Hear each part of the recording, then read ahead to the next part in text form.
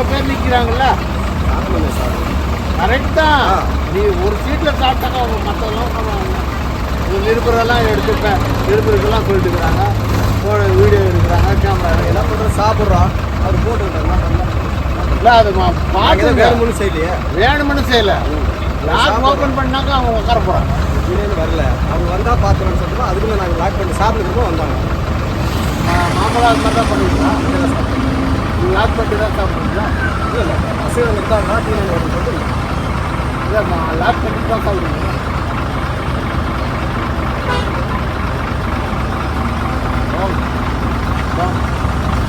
அதாவது நாட்டு நடப்பு சரியில்லை.